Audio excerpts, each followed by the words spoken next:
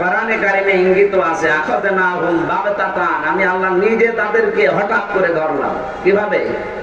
না তো হঠাৎ করে একেবারে লক্ষ লক্ষ মানুষ এক জায়গায় কোথা থেকে আসলো?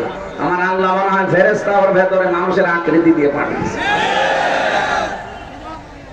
ফাইদাহুম মুবলিসুন, তারা হতাশ হয়ে গেছে, দুপুরে খাবার খাবে সে সময় পাই। এমনকি এমন 5 মিনিটে তো জনগণের জন্য কি লিখবে তাও সময় দেয়নি। আল্লাহ বলেন না, বাগতাতান দিয়েছি, হঠাৎ ধরেছি, কোনো সময় নেই, এক্ষুনি পালা। পালানোর সময়ও মাথা আবার ঠিক ছিল, 14টা সুটকেস নিয়ে গেছে, ওর ভেতরে শুধু ছাই ভর্তি ছিল নাকি কি ছিল আপনি টের পান?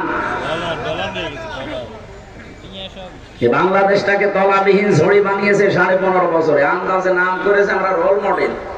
পদ্মা সেতু বানাতে 11,500 থেকে 12,000 কোটি টাকা হলে হয়ে যেত, শয়তানরা 32,000 কোটি টাকা লাগিয়েছে। যেখানে বড় কিছু সেখানে শুধু মারিং কাটিং ছাড়া কিচ্ছু নেই, খালি প্রকল্প পাস করা দরকার। আগে কি সুন্দর দিন কাটাইতাম আমরা, আগে কি সুন্দর মাল কামাইতাম। শয়তানগুলো কোথায়? এখন মাল কামানো বন্ধ হয়ে গেছে। এই যে এই মানুষগুলো যা করে গেল আমার বাংলাদেশে, মানে চারিদিক থেকে সার্বিক ক্ষতি করার জন্য যারা কাজ করেছিল, লাকসামের একজন তার ভেতরে আছে। আমি নাম নিতে ঘৃণা করি, লোকটা দেখতে তো ভালো লাগতো, টাটকা নির্ভেজাল একটা শয়তান। এই লোকটা যে এত কোরআন বিদ্বেষী, আলেম ওলামা বিদ্বেষী, আমি একদিন টের পেয়েছি।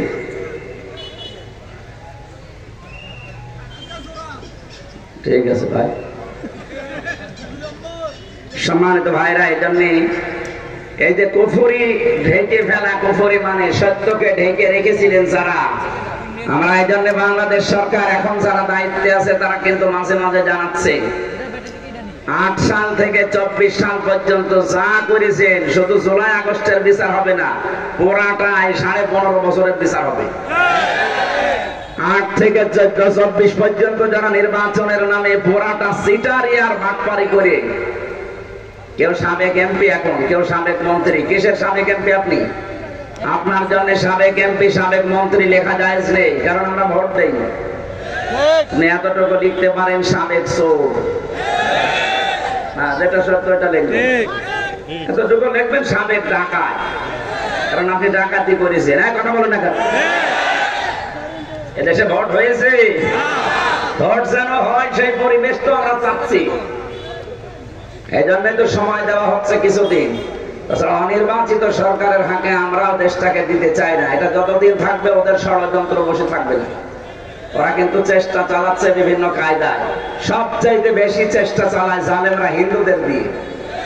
হিন্দু ভাইরাও অন্তত এখন ফিরে এসেছে অনেকটা, তারাও টের পাচ্ছে যে না, সারা বিশ্বে ভয়েস অফ আমেরিকা একটা খ্রিস্টানদের এই যে প্রচারণার মাধ্যম, যেটা এটা খ্রিস্টানদের, মুসলমানদের না। তারা পর্যন্ত বিশ্ব নিয়ে, বাংলাদেশ নিয়ে রিপোর্ট দিচ্ছে যে 15.5 বছরের ভেতরে সবচাইতে বেশি নির্যাতিত হয়েছে অন্যান্য ধর্মের লোকেরা, এদের হাতে যারা দায়িত্বে ছিল। আগস্টের 5 তারিখের পর থেকে অন্তত আজকের এই দিন পর্যন্ত সবচাইতে নিরাপদে আছে সংখ্যালঘু বলে যাদেরকে বলা হয় তারা। এটা আমরা মুসলমান বানাইনি, খ্রিস্টানরা বানিয়েছি। মাইক্রোসফট এটাও চালায় খ্রিস্টানরা। আপনি বলেন এই সমস্ত মানুষগুলো মুসলমানদের ভালো দেখতে কোনদিন তারা রাজি আছে? কিন্তু এখন রিপোর্ট দিতে বাধ্য হচ্ছে সত্যটা। তাম দুনিয়ায় সবচাইতে বেশি মিথ্যা তথ্য ছড়ায় ভারত। এতদিন ছড়িয়েছিল যে বাংলাদেশে সংখ্যালঘু নির্যাতন হয়, এটা যে মিথ্যা কথা এখন প্রমাণ হয়ে গেছে।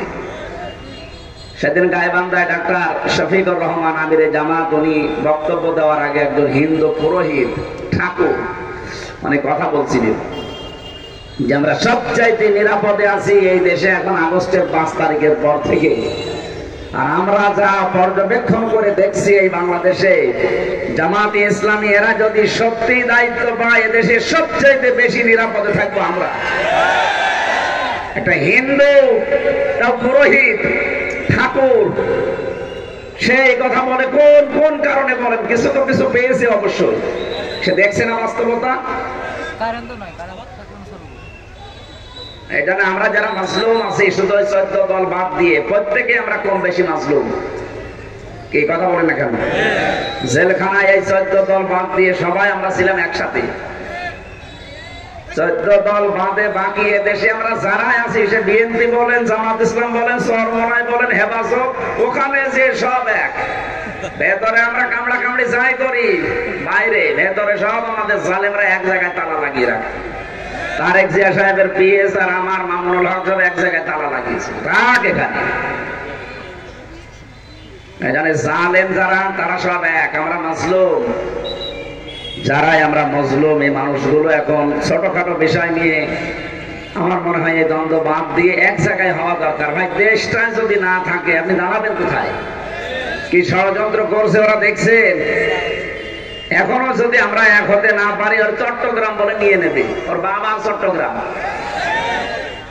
সাংবাদিক নামে কলঙ্কটা, এটা কি যেন ময়ূখ নাকি নাম যেন, এই শয়তানের একটা টাটকা নির্ভেজাল জারুর সন্তান। আসলে এত মিথ্যা কথা মানুষ বলে কি করি? ময়ূখ রঞ্জন ঘোষ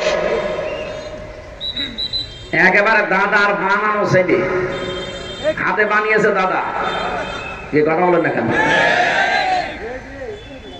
সে শারমিনের জামাই হাতে বানানো সমিল থেকে বলতো না কে যেন, রফিকুল্লাহ।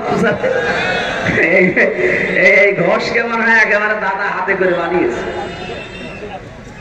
সাংবাদিক হবে জাতির বিবেক, আর ও কি করো বিবেক মনে হয় তোরা ট্রাক উপরে বসাব করিস। তামাম দুনিয়া এখন প্রচার হচ্ছে যে একটা মিথ্যাবাদী। বাংলাদেশ সম্পর্কে যত মিথ্যা তথ্য দিয়েছে, এখন নিজেই গাড়াকলে পড়ে গেছে। হুমকি দিয়েছিল এই দেশের মানুষকে না খাওয়িয়ে মারবে। আরে ভাই, আমাদের এমন জাতি, আমরা বছরে 1 মাস না খেয়ে থাকা আমাদের ফরজ। খাবারের ভয় আপনারা পাবেন, আমাদের কিসের ভয়? আমরা না খেয়ে থাকলে আরো ভালো। আর না খেয়ে থাকবো এই জন্য আমরা কোরআন মানি না। মা আনজালনা আলাইকাল কোরআন লিতাশকা, হে নবী কোরআন এই জন্য দেয়নি যে আপনি না খেয়ে থাকবেন। এর কাছে আসলে আপনি খাবার খেয়ে পারবেন না। এই কথা বলেন না কেন? আল্লাহর গ্যারান্টি আমাদের বিশ্বাস হয় না? খালি আবুদু রব্বা হাযাল বাইত আল্লাযী আত'আমাহুম মিন জু' ওয়া আমানাহুম মিন খাউফ। যদি রবের ইবাদত করা যায়, রব গ্যারান্টি দিয়েছেন দুইটা। খাবার যখনই প্রয়োজন হবে আল্লাহ দেবে, খাবারের দায়িত্ব আল্লাহ। কার? আরো জোরে বলেন কার? যে দায়িত্ব উনি নিয়েছেন ওইটা জোর করার দরকার নেই, উনি পালন করবে। যেটা দায়িত্ব আমাদেরকে দিয়েছেন, ওই দায়িত্বটা দুনিয়ায় পালন করে যান। আপনাকে যদি আল্লাহ কিয়ামতে যে উদ্দেশ্য নিয়ে পাঠিয়েছিলেন ওইটা না পান, তাহলে আপনার খবর আছে। সেটার নাম ইবাদত। বলেন না কেন? বলেন। আমা খালাকতুল জিন্না ওয়াল ইনসা ইল্লা লিয়াবুদুন। মানুষ আর জিন আমি বানাইনি, তবে বানিয়েছি একটা উদ্দেশ্যে, তারা আমার ইবাদত করবে। কি করবে? কুমিল্লাবাসী মানুষ যদি ইবাদত করতে চায়, তার আগে একটা কাজ তাকে করা লাগে, ঈমান আনা লাগে। কি কথা বলেন না? আমরা এখানে যারা আছি বলেন তো, আমরা কি ঈমান এনেছি না ঈমান পেয়েছি? পেয়েছি।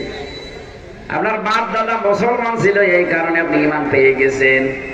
ঈমান যারা এনেছিল আপনি তাদের দিকে তাকান। আমার কথাগুলো চিন্তা করেন, ভাবনা চিন্তা করেন তো। আপনি দুনিয়াতে এখন যারা আমরা যে বসে আছি, এখানে অন্য ধর্মের লোক হয়তো নেই। আমরা যারা দাবি করি যে আমি ইমানদার, আপনি ঈমান এনেছেন। পড়া কোরআন শরীফে ঈমান পেয়েছি, এ কথা কোন জায়গা আছে বলেন? নেই। যেখানেই দেখবেন ঈমানের কথা, সেখানে ঈমান এনেছি এই কথা বলা আছে। ইয়া আইয়ুহাল্লাযীনা আমানু, ওহে যারা ঈমান এনেছো না ঈমান পেয়েছো। বিপরীত শব্দ দেখেন, ইন্নাল্লাযীনা আমানু, নিশ্চয় যারা ঈমান এনেছে না ঈমান পেয়েছে। আমরা তাহলে ঈমান আনতে চাই না ঈমান পেতে চাই? আমরা তো শুধু পেয়েছি, আমরা আনতে চাই। ঈমান আনার আগে একটা দায়িত্ব আল্লাহ আমাদেরকে অলরেডি দিয়েছেন। ঈমান আনার আগে আপনাকে তাগুত ছেড়ে দেওয়া লাগবে। আমি শুধু এই কয়েকজন মানুষের সামনে কথা বলছি তা না, আমার সামনে এখন 18 কোটি মানুষ। এটা রেকর্ড হয়ে কালকে যাবে তমাম দুনিয়ায়। বাংলাদেশের সব জায়গায় ছড়াচ্ছে এখন লাইভের মাধ্যমে। আমি বলছি 18 কোটি মানুষকে সামনে নিয়ে আমরা কিন্তু ঈমান আনার আগে তাগুত ছাড়তে হয়, দায়িত্ব দিয়েছেন আল্লাহ নিজে।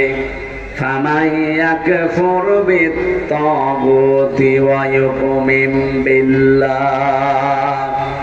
কোন মানুষ যদি ঈমান আনতে চায় তার প্রথম কাজ সে যেন তাগুত ছেড়ে দেয়।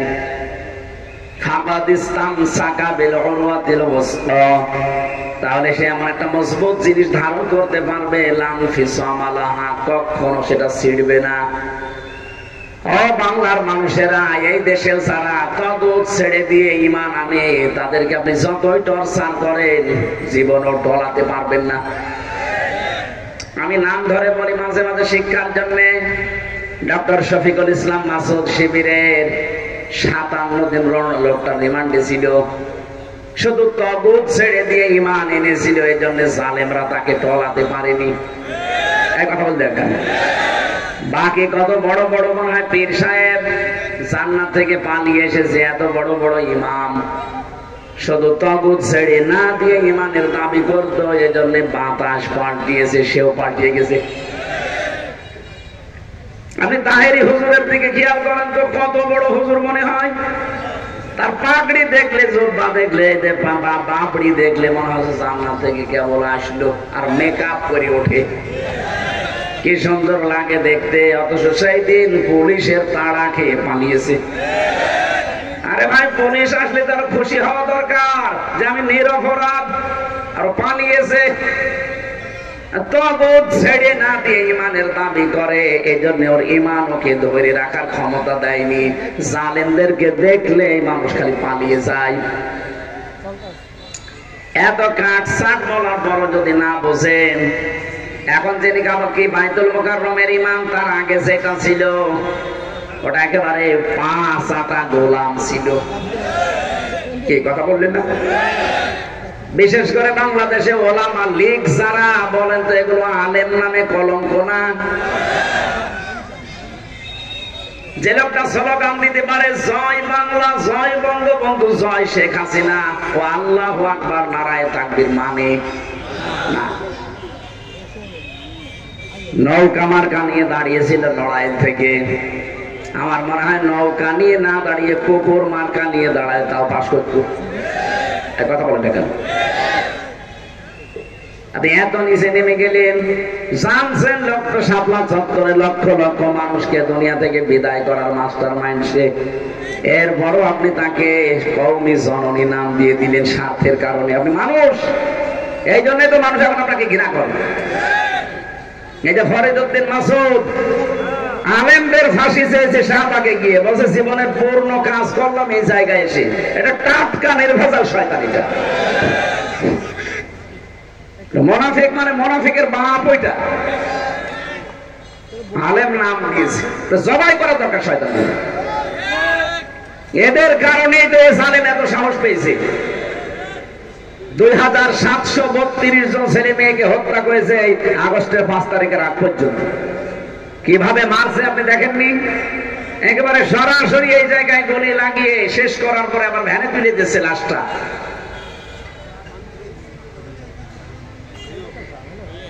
এই বিষয়গুলো মানুষ ভুলে যায় কি করে? আমার আশ্চর্য লাগে। আপনার নিজের ছেলে হলে আপনি বলতে পারতেন? আয়না ঘর বানিয়েছিল জালেমরা, আমি তো তাও মিনিটাই ছিলাম 10 দিন।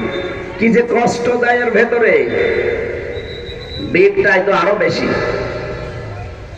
এই সমস্ত দৃশ্যগুলো সামনে এখন একেবারে দিবালোকের মতো দেখতে পাচ্ছেন। এরপরও আপনি ভুলে যান।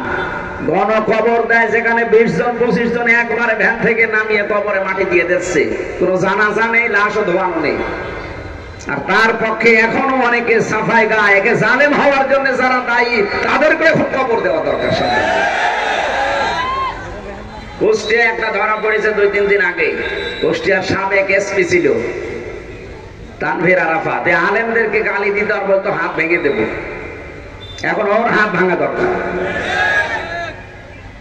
বাতিলের যেগুলো 5-8টা গোলাম ছিল একটাও যেন কোনো চেয়ারে না থাকে, কারণ এর যতদিন থাকবে এগুলো ক্যান্সার। এজন্য যারা দায়িত্বে আছেন, সংস্কার যখন আরম্ভ করেছেন তাড়াতাড়ি এই শয়তানগুলোকে নামিয়ে দিন।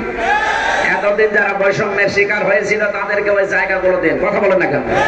বহু মানুষ আপনাদের কারণে উপরে উঠতে পারে নাই। সাংবাদিক নামেও কিছু কলঙ্ক ছিল না? কথা বলেন।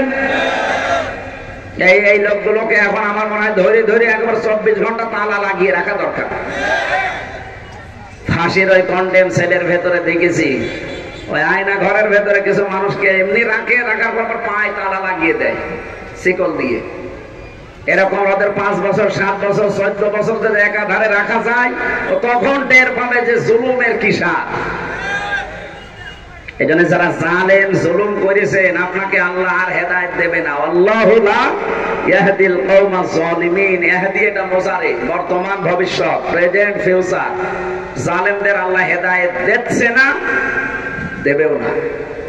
আমরা যারা আছি সামনে, এরা যদি আবার চেয়ার পেয়ে অনেকে মনে করে আমি আবার শুরু করব। কুষ্টিয়ার হানিফের বাড়ি কি হয়েছে আপনি দেখেননি? পায়খানার প্যানও খুলে নিয়ে চলে গেছে। আপনাদের তজুলের বাড়ি দেখেননি? তজুল না তাজুল, আয়না ঘর লিখে রেখেছে বাড়ির সামনে। আপনারা যারা দুনিয়াতে এখন ওই কাজ করবেন সামনে ক্ষমতা পেয়ে যে আমিও শুরু করব, 5 বছর পরে আপনার বাড়িও টয়লেট হয়ে যাবে। আমি কাটছাট বললাম, এখন আপনি কি করবেন সামনে সিদ্ধান্ত নিয়ে করবেন। অনেকে দেখছে চাঁদাবাজির নাম আসতেছে, প্রতিরোধ গড়ে তোলা লাগবে। কিসের চাঁদাবাজি হবে? বাংলাদেশ স্বাধীন এখন, কিসের চাঁদাবাজি? যারা করবে দলমত দেখানে কিনে ওখানে ওই জায়গায় চিন্তা কবর দিয়ে দেবে। 1টা 2টা এরকম শুরু করেন, চাঁদাবাজ এমনি বন্ধ হয়ে যাবে। বাবার টাকা এসে বলছে বড় ভাই মিষ্টি খাবে, তোর মিষ্টি খাওয়া তোর বাবা মা নেই, আর মিষ্টি খেতে কয় টাকা লাগে? 25 টাকা। আর টাকা চায় মিষ্টি খাওয়ার জন্য 5 লাখ। আমিরে জামাত ডক্টর শফিকুর রহমান উনি ঘোষণা অলরেডি দিয়েছেন, যদি ইসলাম এদেশে আসে সর্বপ্রথম বন্ধ হবে বাংলাদেশের চাঁদাবাজি। আর 2 নম্বরে মেয়েদেরকে যারা জুজুর ভয় দেখান যে ইসলাম আসলে তোমরা ঘর বন্দী হয়ে যাবা, সবচাইতে বেশি নিরাপদে থাকবে মেয়েরা। কারণ এই কোরআনের চাইতে নিরাপত্তা দেওয়ার কোন কিতাব দুনিয়ায় আছে? 4500 ধর্ম এখন দুনিয়ায়, কোন ধর্ম মানুষকে কাঙ্ক্ষিত মানের নিরাপত্তা দিতে পারছে না। মনে করছেন না উন্নত বিশ্বের দেশগুলো কিসের তারা নিরাপত্তায় আছে? আমি কয়েকদিন আগে সিঙ্গাপুর, মালয়েশিয়া সহ কয়েকটা দেশ ঘুরলাম, কই নিরাপত্তা 100% পাওয়া যাবে না। কারণ কোরআনের বিধান না থাকলে আপনি নিরাপত্তা পাবেন না। হয়তো সামনাসামনি আইনগুলো দেখতে পাই খুব কার্যকারী, এই জন্য কিছুটা পাওয়া যায়। এটা যতদিন কোন জায়গায় কায়েম না হবে ততদিন আপনি 100% নিরাপত্তা পেতে পারেন। বলেন বলেন, এটা গেল দুনিয়ার বিষয়। এই জন্য দুনিয়াকে যদি শান্ত করা লাগে, পৃথিবীকে যদি এখনো শান্তি, স্বস্তি, নিরাপত্তা এটা দিয়ে যদি ঢেকে রাখতে চান, কাবা শরীফ যখন এমন শান্ত, ওয়ামান দাখালাহু কানা আমিনা। আল্লাহ বলেন কাবায় প্রবেশ করলে আমি আল্লাহ নিরাপত্তা দিয়ে দেই। কে বলছে? বলেন বলেন। এমন নিরাপদ জায়গা ওটা, ওর বাইরে আপনি যত যাবেন দেখবেন ছিনতাই হয়, মারামারি হয়, কাটাকাটি হয়, গালিগালাজ হয়। কাবা শরীফের ভেতরে কোনো মারামারি কাটাকাটি আছে? ছিনতাই আছে? কে নিরাপত্তা দিয়েছে বলেন তো? বাংলাদেশ কি কাবা শরীফ? হ্যাঁ, এখানে নিরাপত্তা লাগবে না।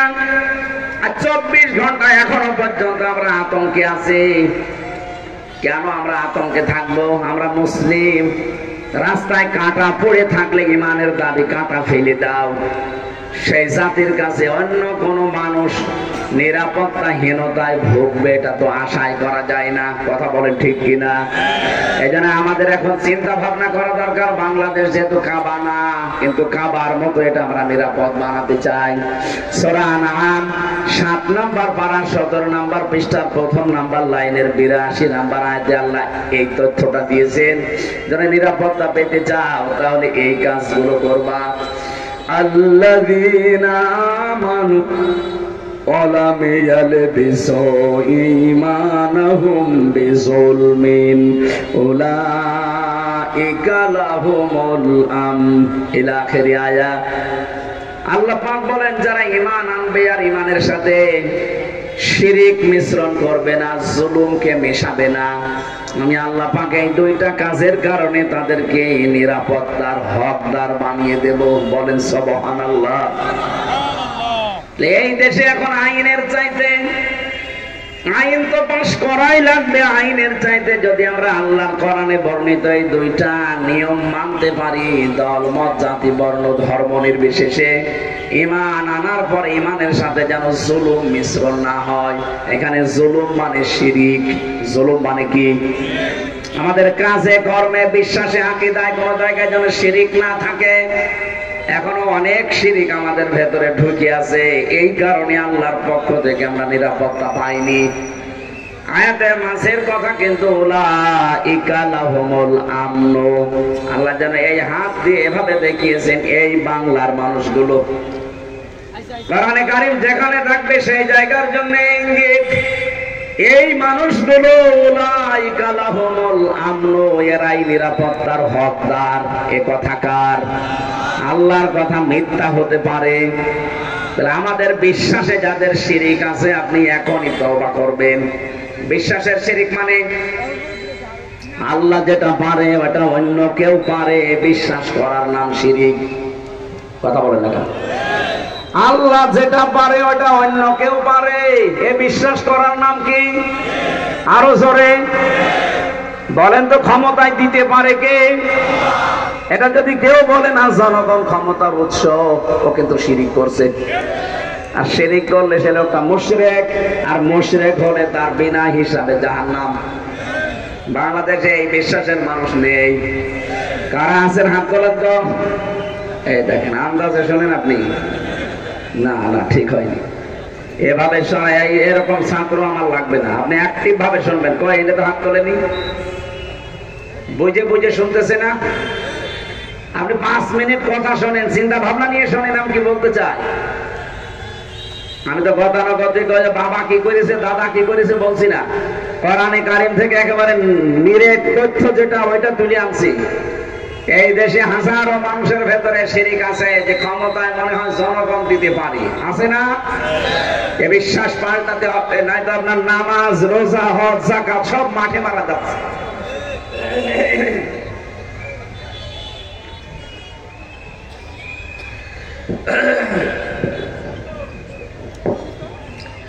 আমার ভাইরা, আমি আমার ইমান থেকে বলছি, আমি নিজে জান্নাতে যাব শুধু না, আমি এটা চাই না। আমি চাই আমার শ্রোতা যারা তাদেরকে আমি জান্নাতে নিয়ে যেতে চাই। দেখতে পাচ্ছি কোরআনের এই চোখটা লাগিয়ে আপনি জাহান্নামের দিকে দৌড়াচ্ছেন। একটু থামেন। কার জন্য কি করে যাচ্ছেন আপনি? একটু দুনিয়ার জীবনটা নিয়ে একটু চোখ বন্ধ করে ভেবেছেন। অমাল হায়াতুদ দুনিয়া ইল্লা মাতাউল গুরুর। আল্লাহ পাক বলেন, হে পৃথিবীর বান্দা বান্দিরা, আমি কিন্তু তোদেরকে বানিয়েছি। পৃথিবীর জমিনটা ধোঁকা। এখানে যদিও পাঠালাম তোদের, পুরা জমিনটা ধোঁকা। তোর মা বাবা তোর জন্য ধোঁকা, তোর সন্তান আদিও ধোঁকা, তোর ছেলে মেয়েও ধোঁকা, তোর জমি জায়গা এ বিশাল অট্টালিকা সবগুলো তোর জন্য ধোঁকা। একটু মেকি ভাবে চোখ বন্ধ করে দেখ কেমন দেখা যায় এগুলো। এটা আমি বলছি আমার নিজের কথা। আমার পূর্বপুরুষ তিনটার স্তরের পরে আমি আর চিনি না। আমার বাবা রিয়াজউদ্দিন, তার বাবা জাহান আলী, তার বাবা নমাজ আলী, এরপরে আমি আর চিনি না।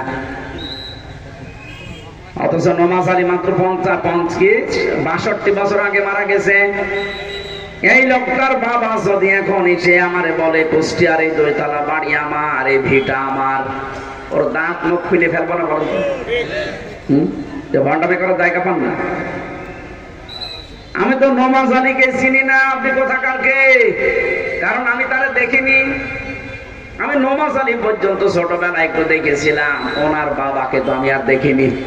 এখন উনি যদি এখন কুষ্টিয়ায় এসে পরিচয় দেয় যে আমি নওয়াজ আলীর বাবা, আমার গোষ্ঠীর কেউ তাকে চিনবে? কথা বলে না কেন? চিনবে যারা, তারাও কবরে চলে গেছে। মাত্র 62 বছর আগে বিদায় নেওয়া মানুষ ফিরে আসলে যদি তার নিজের বাড়িতে উঠতে না পারে, আপনি 50 বছর পরে বাংলাদেশে আবার ফিরে আসেন, কুমিল্লা লাকসামে নরপাটি বলেন যে 4 তলা বাড়ি আমার ছিল, ওখানে যারা বাস করবে 50 বছর পরে আপনাকে ঢুকতেও দেবে না। এইটা দুনিয়া, এটা কি? সুতরাং এর পেছনে থেকে আমার বিশাল জীবন কিন্তু সামনে, যার শুরু হয়ে গেলে আর শেষ হবে না। আমি পরিবর্তনের কথা বলছি, অবশ্যই আপনি পাল্টাবেন। আল্লাহ আমাদেরকে এই ধোঁকাটা বোঝার তৌফিক দিন, বলেন আমিন। এবার যেটা শোনাচ্ছি কোরআনে কারীম থেকে, এটা আরো মারাত্মক। আল্লাহ পাক বলেন এই জীবনের পরে যে জীবনটা শুরু হবে, ওয়ালা ইয়াসআলু হামিমুন হামিমা। কোন অন্তরঙ্গ বন্ধু, হামিম মানে অন্তরঙ্গ বন্ধু, যার কাছে সবকিছু বলা যায়, এরকম কোন বন্ধু বন্ধুর পরিচয় দেবে না। ইউবাসসারুনাহুম ইয়াবাদুল মুজরিমু লাউ ইয়াফতাদি মিন আযাবি ইয়াউমিদিন বিবানি। কিয়ামতের ওই কঠিন ময়দান আল্লাহ যখন আরম্ভ করবেন, 50,000 বছর, এই যেখানে আছে 50 আলফা সানা মিম্মা তাউদ্দুন, যেভাবে তোমরা গণনা করো 1 2 3 4 5 করে, কিয়ামতে একটা দিন হবে এরকম 50,000 বছর লম্বা।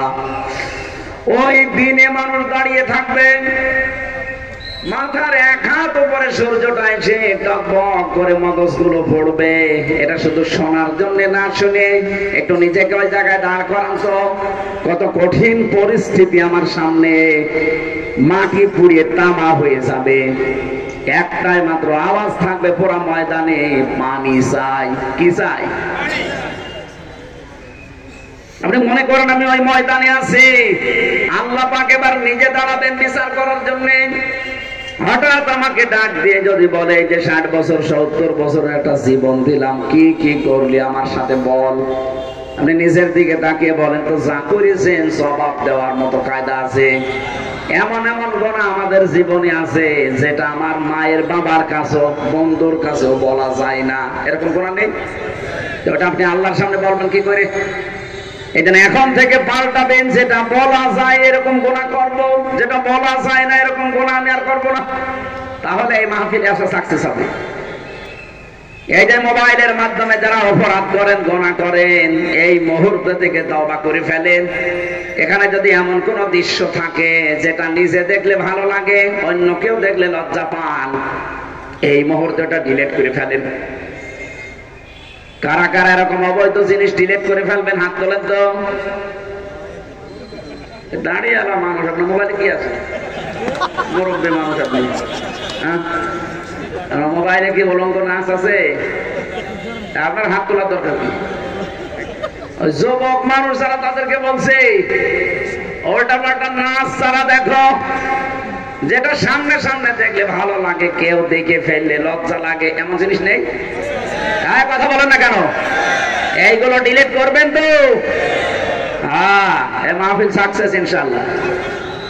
আর যদি এখান থেকে যাওয়ার পরে বাবা শাহজালাল সব হালাল, তাহলে এই মাহফিল বছরে একদিন না, প্রতিদিন দিলেও কিচ্ছু হবে না আপনার। আমার ভাইরা, বিষয়টা আজকে কোরআনে যে আয়াতগুলো পড়েছি, এর আসল সাবজেক্ট হচ্ছে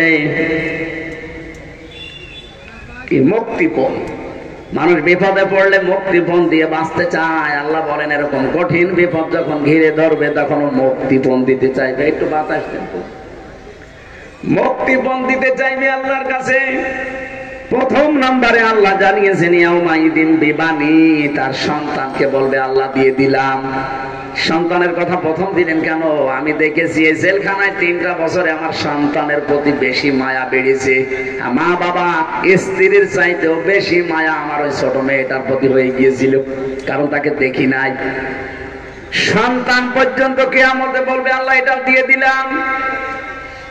আমার ওই ফারিহার দিকে মাঝে মাঝে ও তো এমনিতেই সুন্দর, খুব দেখলে আমার মন জড়িয়ে যায়। আর এই আয়াতটা পড়লে আমার মনে হয় আল্লাহ কিয়ামতে ফারিহাকেও তোমাকে আমি দিয়ে দিতে চাইবো। কি দৃশ্য তৈরি হবে যে বলবো আল্লাহ ফারিহাকেও দিয়ে দিলাম, এর বিনিময়ে আমাকে বাঁচাও। আল্লাহ বলেন এতটুকু তো শেষ করি নাই,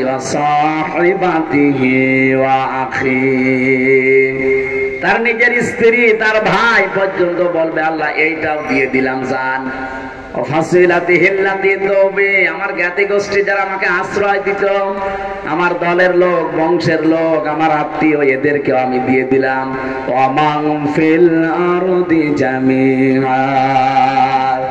এই পৃথিবীতে আমার যত সম্পদ ছিল স্থাবর অস্থাবর সব আমি দিয়ে দিলাম জান। আল্লাহ এরপরও তুমি আমারে বাঁচাও। রব্বুল আলামিন এবার ধমক দেবেন, কাল্লা, কখনোই না, ইন্নাহা লাযা, তোরে আমি লাজাই দেব। কোথায় লাজা কারে বলে? আল্লাহ পরিচয় দিচ্ছেন নাজার, নাযাতাল লিশাওয়া তাদউ মান আদবারা ওয়া তাওয়াল্লা। এই লাজা নামক একটা জাহান্নামের নাম। এটা এত কঠিন এবং ভয়ঙ্কর, এ ঘরের ভেতরে ঢুকলেই মানুষের চামড়া আগে খসে যাবে।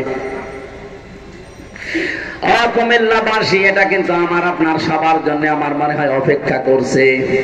কিয়ামতের ওই কঠিন ময়দানে লাজায় আল্লাহ যখন ফেলবে, আগে চামড়া খসে যাবে শরীর থেকে। পৃথিবীতে কোন কঠিন ঘর আমি নাম শুনিনি যেখানে ঢুকলে চামড়া খসে যায় না, নেই। আল্লাহ বলেন এই ঘরটা এরকম বানিয়েছি, শুধু ঢুকতে দেরি, আগে চামড়া পুরাটা খসে চলে যাবে।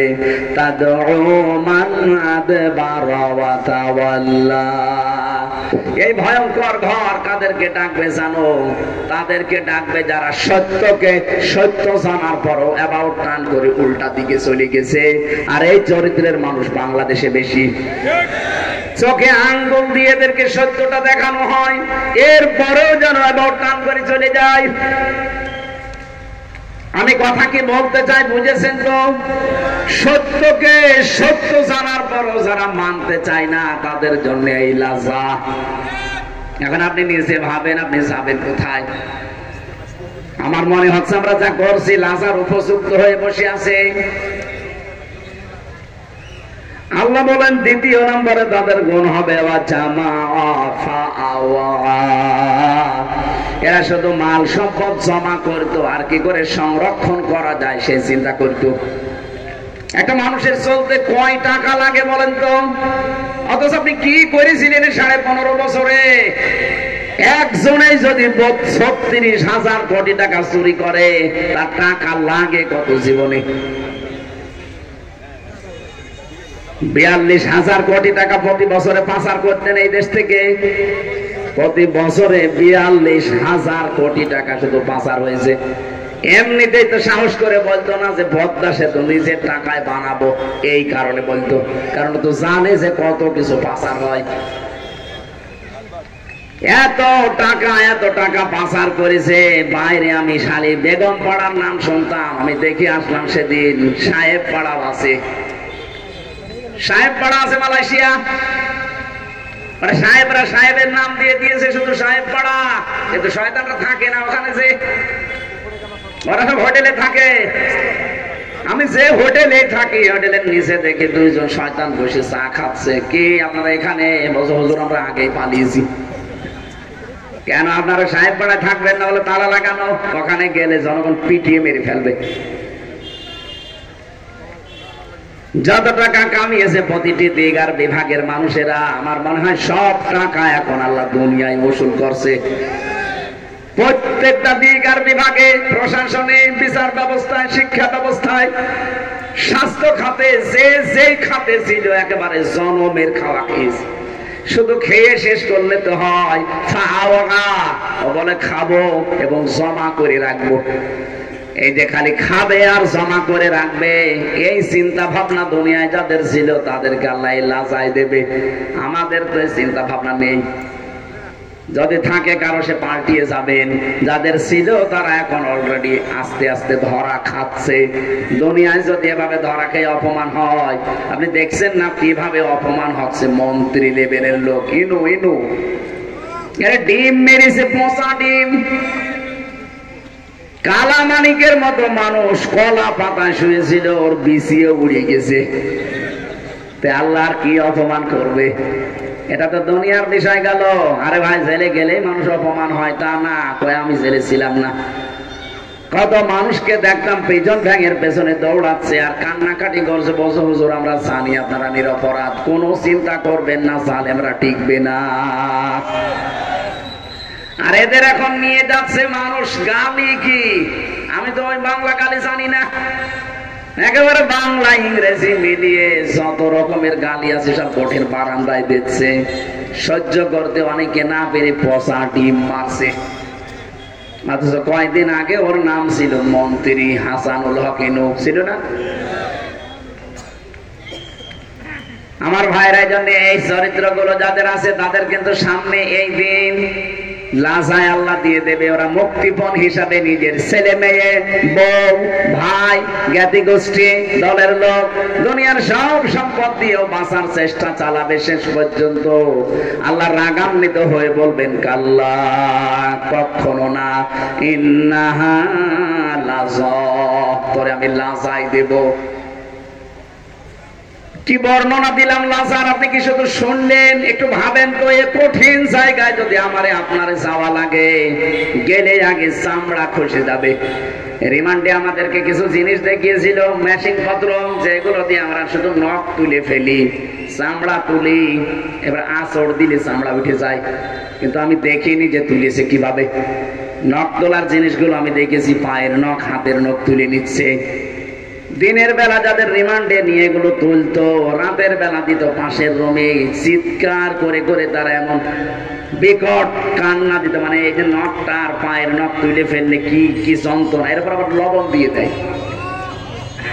কত কঠিন চিৎকার করতো, সারা রাত ধরে 2-3 জন মিলে পিটায়। তাও যেখানে যেখানে ওরা দিনের বেলা আঘাত করে, রাতে আর এক দল এসে ওই জায়গাগুলোতে মারে। আমি দেলাওয়ার ভাইকে দেখেছিলাম, যে লোকটা রিমান্ডে নিয়েছিল, আসাদুজ্জামান, এই শয়তান মাঝে মাঝে মানে বলতো যে দেলাওয়ারকে আমরা ফুটবলের মতো পিটিয়েছি। ফুটবল যেভাবে 4-5 জন মিলে লাথি দেয়, ওইভাবে ওরে মাঝখানে নিয়ে 5-6 জন মিলে শুধু লাথি দিয়েছি। অজ্ঞান হয়েছে তো মাঝে মাঝে, তখন আবার ওই যে ইনজেকশন দিতাম যেন অন্তত নড়ে ওঠে।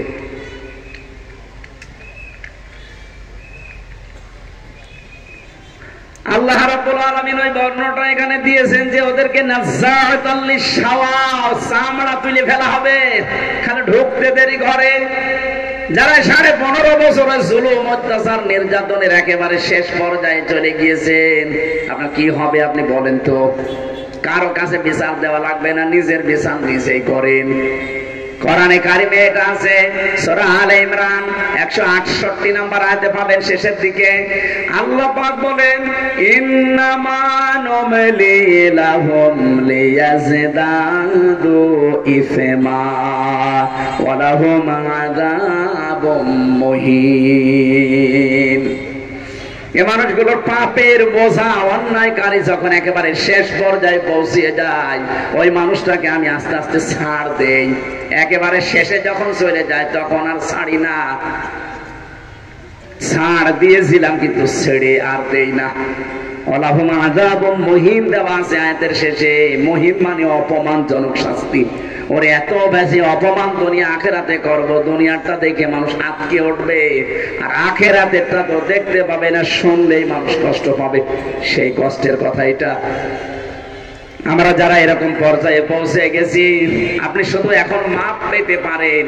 এই 15.5 বছর যার কাছে জুলুম অত্যাচার করেছিলেন তার কাছে যাবেন, তার ক্ষতি করেছেন, তার ক্ষতিপূরণ দেবেন।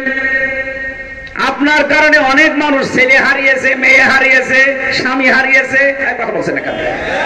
আপনার মিথ্যা মামলার কারণে, মিথ্যা সাক্ষী দেওয়ার কারণে অনেকের 8-10 বছর বিনা কারণে জেল খাটালি গেছে। আমার জীবনও 3টা বছর নষ্ট করে দিলেন, অথচ এখন প্রমাণ হয়েছে আদালত কর্তৃক যে আমি নির্দোষ, আমার কোনো দোষ নেই। নির্দোষ মানুষের উপরে রিমান্ডে নিয়ে 3টা বছর ফাঁসির তাও কন্ডেম ছেলে রেখেছিলেন বিনা কারণে। আপনি নিজেই মাঝে মাঝে এসে বলতো যে আপনার কোনো দোষ নেই, আমরা জানি, কিন্তু জামাত ইসলামের বিরুদ্ধে, আকিজ গ্রুপের বিরুদ্ধে মিথ্যা কথাগুলো বলা লাগবে। যদি না বলেন আপনার বউ তুলে নিয়ে আসবো। কি পরীক্ষায় ফেলেছিলেন আমারে বলেন তো? ওই সময় আমার ম্যাডামের মাত্র 7 মাস একটা বাচ্চার বয়স। সে সময় যদি বলে আপনার বউ তুলে নিয়ে আনবো, অথচ আমার তো বাইরের কেউ জানে না যে আমি বেঁচে আছি কিনা, মাটির নিচে ছিলাম। এই কঠিন পরিস্থিতিতে আমার হাত বাঁধা, চোখ বাঁধা, আবার মাজার সাথে দড়ি লাগিয়ে টাঙিয়ে রেখেছি 11 ঘন্টা। আমি কি বলবো? ওই সময় বাধ্য হয়ে বললাম যা করবেন করেন। এখন কোথায় ওই শয়তান গুলো? সেদিন মামলার আয়ু আমারে কল দিয়েছে, বলছো হুজুর জীবনে সব শেষ হয়ে গেল, আপনি আমারে মাফ করে দিয়েন। মাফ করে দেবো, আগে টাকা ফেরত দেন। আমাকে ধরার পর থেকে আমার বাবার কাছ থেকে 10 লাখ টাকা নিয়েছে, বলছে যে 50টা মামলা দেবো টাকা না দিলে। বাবা তো গ্রাম্য মানুষ, শেষে বেঁচে এদিকে ওদিকে ধার ধর করে সব দিয়ে দিয়েছে শয়তানদের। 3টা বছরে প্রায় 30 থেকে 32 লাখ টাকা আমার জীবন থেকে নিলেন। আগে টাকাগুলো ফেরত দেন, এরপরে বলেন মাফ করে দিলাম। শুধু আমি হামজা না, এদেশের হাজার হাজার হামজা এরকম ভিকটিম আছে।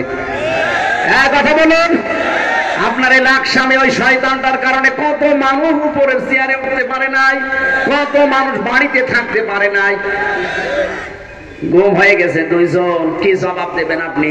আর আপনার নামের আগে আবার আলহাজ লেখা দেখতাম। পিটিয়ে মেরে ফেলা দরকার শয়তানটা। কোথায় পালিয়েছে আল্লাহ জানে। না, নামাজ তো সামনে, আমরা আরে আগিয়ে যেতে পারছি না। ইন্নাল ইনসানা খালিকা হালুয়া, এখান থেকে যদি আরো পাশে আসি, এই জায়গা থেকে শুরু করবো। 21